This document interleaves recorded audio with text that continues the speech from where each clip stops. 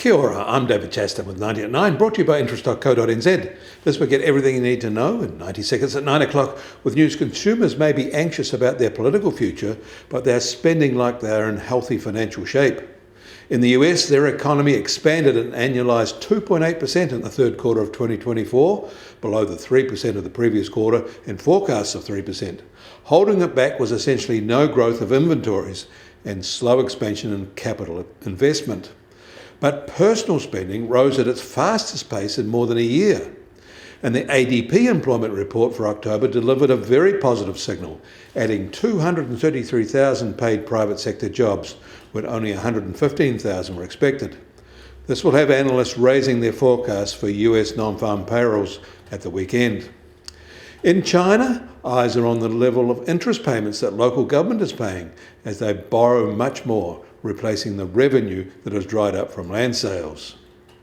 And pushed by an unexpectedly positive German result, the EU third quarter 2024 GDP rose much faster than expected, even if it is still quite low. EU sentiment is broadly stable, although there was a small rise in inflation expectations in these surveys. In Australia, their third quarter CPI rate was expected to come in at 2.9%, and their September monthly inflation indicator was expected at 2.4%. They actually came in at 2.8% and 2.1% respectively, a three-year low. So that eases the pressure on the RBA, although only slightly. Next week, the RBA will be reviewing its 4.35% policy rate, and these results are likely to be seen as an unexpectedly faster cooling, but largely resulting from the impact of the Canberra government's Energy Bill Relief Fund rebate. It seems unlikely this distortion will prove enough for the RBA to cut rates. The US Treasury 10-year yield is now just on 4.25% and down 4 basis points from yesterday. And the price of gold will start today at $2,786 an ounce and up $21 from yesterday at a new high.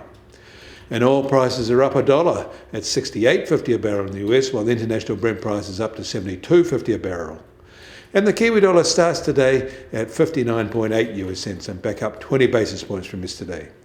Against the Aussie, we're up 10 basis points at 91 Australian cents, but against the euro, we're down 10 basis points at 55.1 euro cents. That all means our trade-weighted index starts today at just on 68.8 and up 10 basis points from yesterday at this time. You can get more news affecting the economy in New Zealand from interest.co.nz. Kia ora, I'm David Chaston, and we'll do this again tomorrow.